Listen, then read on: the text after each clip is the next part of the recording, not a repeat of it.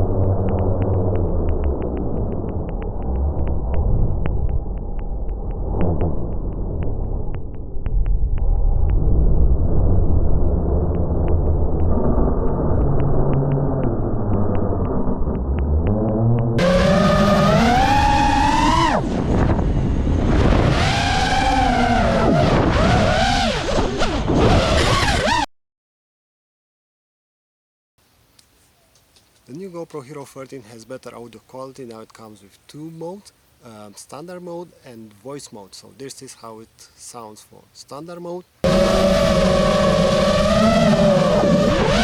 This is how it sounds for voice mode.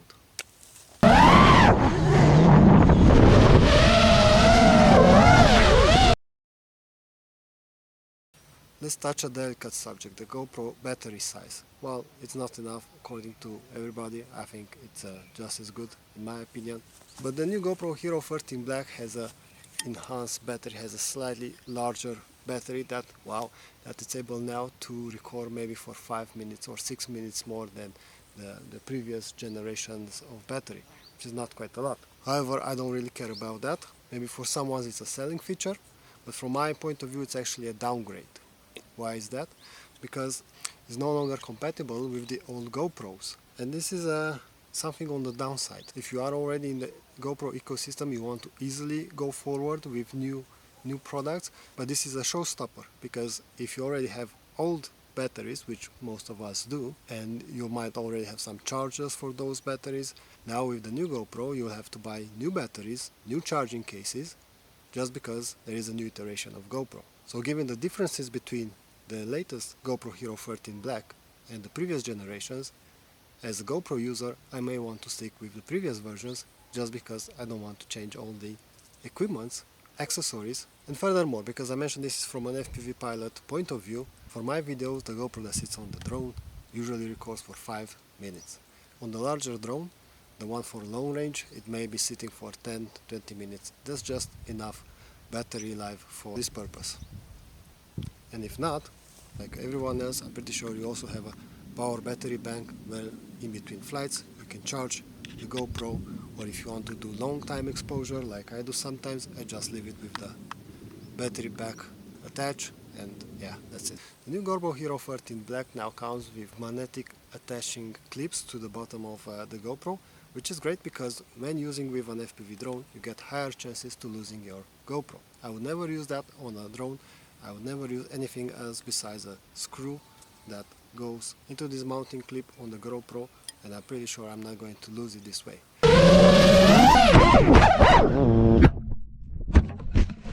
GoPro is still intact and as you can see still attached to the drone. That's why I don't recommend clicking magnetic mounts, just the old screw works best. The new GoPro Hero 13 now has better shooting modes with D-Log and HDR or enhanced HDR over the Hero 12. Honestly, yeah, that's great, but it's an action camera with a small sensor. How much difference does that make? The biggest difference for an action camera that has a sensor this size is whether or not you have light, good lighting outside or not. In this type of weather, when it's cloudy, you can have whatever type of log profile. It's not going to make that big of a difference. Shoot in good weather, shoot when it's sunny outside, or shoot when it's at sunrise or sunset when the colors are beautiful, and you will get much better image quality, video quality than any kind of settings regarding log profiles. Right, and since I was mentioning the log profiles and what difference does it make on a small camera like this, let's talk about low light performance. Why? Why does anybody care about that? Why do you shoot in low light? Why do you shoot during dark? What are you, sort of creep? Weirdo? Freak? This is an action camera with a small sensor. It's not meant to shoot in the dark. With this occasion, let's also try the new lenses for the new GoPro Hero 13. I also got some ND filters and I also got the anamorphic view lens. I'm going to show it in a minute, but I don't have the macro lens, which I don't know why would you buy that. Why would you pay that much for a lens to shoot bugs and bicycle chains? How many use cases are there where that kind of lens makes sense? Alright, so I almost got the drone set in place. I just wanted to show you one of the ND filters. Here is the rest of it. I have mine from Polar Pro, and this is what the set looks like. There are 3 ND filters. They are really great. I think maybe some of the best. So this is what the anamorphic lens looks like. It has a lot of gloss in it, and as mentioned, it's quite heavy. But let's have a look what the footage looks like.